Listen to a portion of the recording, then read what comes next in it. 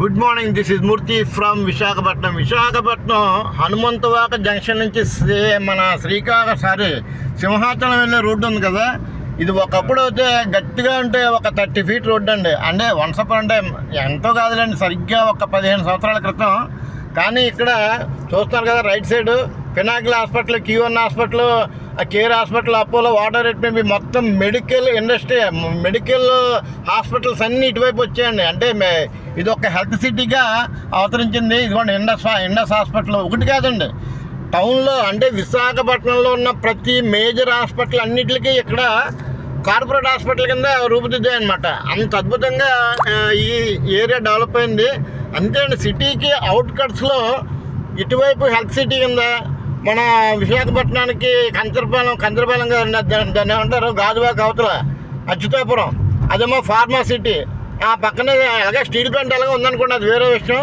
మన గాజువాక దగ్గరకు వచ్చేటప్పుడు ఆటో నగరం. అంటే సిటీ యొక్క ఎక్స్పాన్షన్ అనేది అలా జరగాలంటే కనుక కంపల్సరీగా సిటీ అవుట్కట్స్ని డెవలప్ చేయాలి. ఆ డెవలప్మెంట్ కావాలంటే రహదారులు విస్తీర్ణత జరగాలి.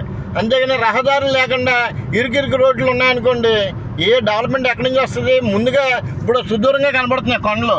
ఆ కొండల అవతలు కూడా మనం డెవలప్మెంట్ చూపించవచ్చు. ఎప్పుడు అక్కడ ఇన్ఫ్రాస్ట్రక్చర్ డెవలప్ చేయాలి.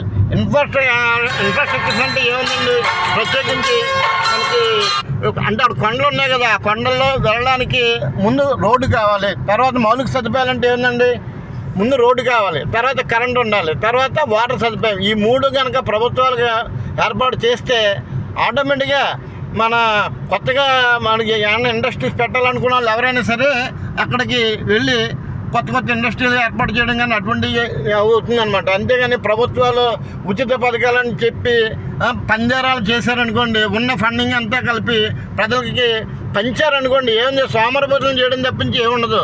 అందుకనే ప్రభుత్వ సొమ్ము ఏదైనా ఉంటే, కాస్తో కోస్తో ఏదైనా ఉంటే కనుక దాన్ని ఇలా మౌలిక సదుపాయాల అభివృద్ధి కోసం చూడండి. ఒక 20 సంవత్సరాల క్రితం ఈ రోడ్డు చెప్పాను కదా, ఒక 30 అడుగులు 40 అడుగులు ఉండేది. ఇప్పుడు చూడండి ఎంత ఉంది, 80. నాకు మెజర్మెంట్ తెలియదు, సుమారుగా 120 ఫీటు ఏర్పడింది. ఇంత భారీ రహదారి ఏర్పడడం వల్ల ఓ పక్క నుంచి హెల్త్ సిటీ ఏర్పడింది.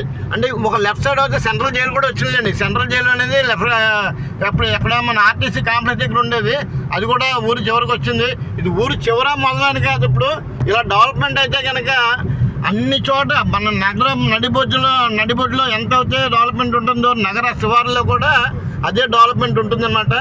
కాబట్టి ప్రభుత్వాలు అనేది ప్రత్యేకించి ఎక్కడి నుంచో రావు, మనం ఎన్నుకునే అంటే సామాన్య ప్రజలు ఎన్నుకునే విధానం బట్టి ప్రభుత్వాలు ఏర్పడతాయి. ఆ